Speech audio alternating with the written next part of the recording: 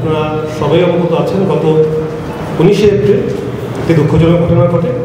Private university, prime Asia ইউনিভার্সিটির একজন ছাত্র, অভিযোগ একটা ছিল, ছোট একটা অভিযোগ ছিল, সম্ভবত দুইজন ছাত্রী টিচিং একটা অভিযোগের ভিত্তিতে একটা বাকবিতণ্ডা তৈরি হয়। পরবর্তীতে প্রাইম এশিয়া ইউনিভার্সিটিতে সেই ব্যাপারে একটা বলবো যে দ্বিপাক্ষিক বৈঠকের মাধ্যমে একটা সলিউশনও হয়। বাট যখন সে বেরোয় আসছিল, প্রাইম এশিয়ার অন্য কিছু ছাত্র জানার মধ্যে যে দুই ছাত্রী স্কলার্সের স্টুডেন্ট ছিল, তাদেরই পরিচিত ফ্রেন্ড, তাদের মাধ্যমে প্রাইম এশিয়ার কিছু ছাত্র এবং বহিরাগত কিছু কয়েকজন এসে ওই ছাত্র পারভেজ নাম, তার উপরে অত্যধিক হামলা করে, মারধর ঘটনা ঘটে এবং ছুরিকাঘাতের কারণে সে মৃত্যুবরণ করে। আপনারা সবাই ফুটেজ এবং বিভিন্ন পর্যায়ে কভার করেছেন, ভিডিও জানেন।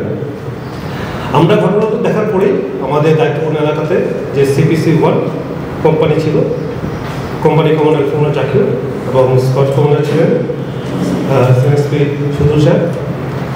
ওর সাথে সাথেই যে এরিয়াটা আছে ঘটনাস্থল পরিদর্শন করেন, সেখান থেকে তথ্যপত্র সংগ্রহ করেন এবং ইউনিভার্সিটি থেকে কথা বলে ইউনিভার্সিটির যে প্রশাসনিক অথরিটি রয়েছে তাদের কাছ থেকে CCTV ফুটেজ এবং বিভিন্ন তথ্য সংগ্রহ করেন।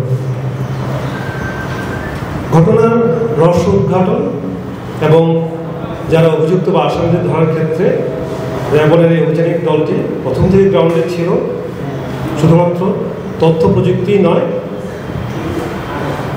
গ্রাউন্ডে থেকে তারা যখন খোঁজ নিতে গেল, দেখা গেল যে সাথে সাথেই অনেক যে এজাহারভুক্ত আসামি ছিল তারা ঢাকার বাইরে চলে গিয়েছে। পরিপ্রেক্ষিতে আমরা আমাদের অন্যান্য ব্যাটালিয়ান এবং আমাদের তথ্য প্রযুক্তি গোয়েন্দা কার্যক্রমকে শক্তিশালী করি, যার ফলশ্রুতিতে 20 তারিখের মামলা হয়। তার পরবর্তীতেই আমরা প্রথমেই যে 1 নম্বর আসামি, যাকে নিয়ে আজকে আমরা এখানে উপস্থিত হয়েছি, যার বিষয়ে আমরা ব্রিফ করছি,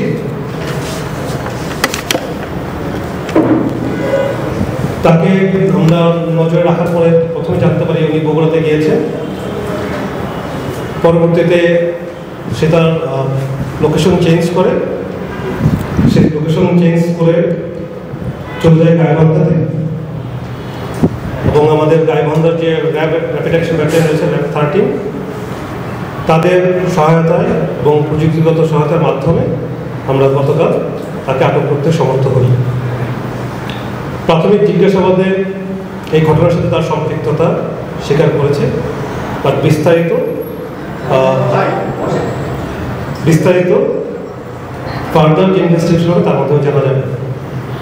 এর সাথে আপনাদেরকে আবারও অবগত করতে চাই, আমরা একই মামলা 5 নম্বর এজাহারে আসামি, তাকে আমরা ধরেছিলাম একদিন আগে, হৃদয় মিয়াজি, লোক কুমিল্লা থেকে র্যাব 11-এর সহায়তা ধরেছি, মানে মামলা হওয়ার 48 ঘন্টার মধ্যেই। এবং অন্যান্য যারা অভিযুক্ত আছে, টোটাল 8 জন সহ আরও অব্যাহত রয়েছে। অন্যান্য যারা অভিযুক্ত রয়েছে এজাহারেও আমরা ফলো করতেছি যে যত দ্রুত সম্ভব সবাইকে যেন আমরা আটক করতে পারি এবং প্রয়োজনীয় বিচার ব্যবস্থার জন্য সুপার্দ করতে পারি।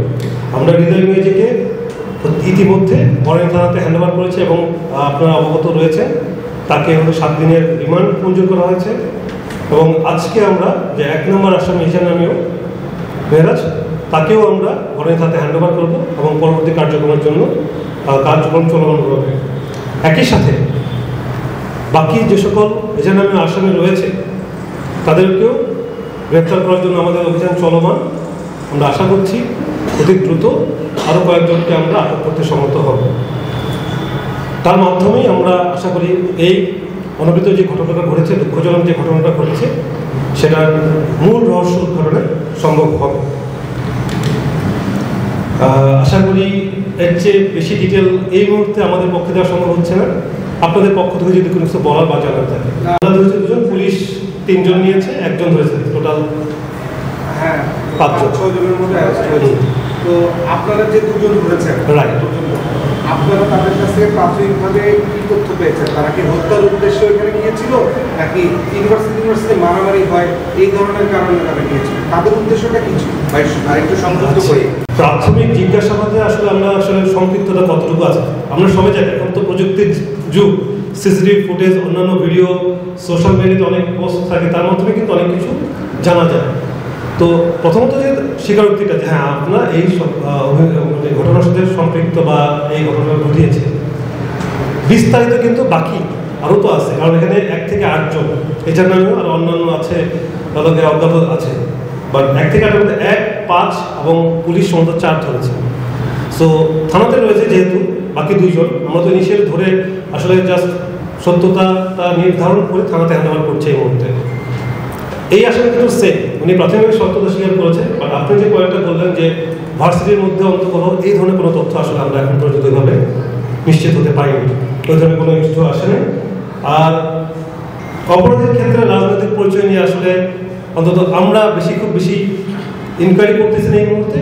আমরা চাচ্ছি যে অপরাধের আসল রহস্যটা কি, কেন? কারণ সোশ্যাল মিডিয়াতে আপনারা সবাই জানেন, আপনারাও কভার করতেছেন, অনেক ধরনের থিওরি রয়েছে যে একটা ইপটিজিং ঘটনা ঘটেছে, আর একটা মতলক্য আছে, অনেক ধরনের ইস্যু রয়েছে যেখানে একটা সলিউশন হওয়ার পরেও একটা দুঃখজনক ঘটনা ঘটে গেছে। সো এই ধরনের কোনো ঘটনা আসলে আমরা এখনো সম্পৃক্ত পাইনি, বাট সে যে সম্পৃক্ত আছে সেটা আর কি সে স্বীকার করেছে।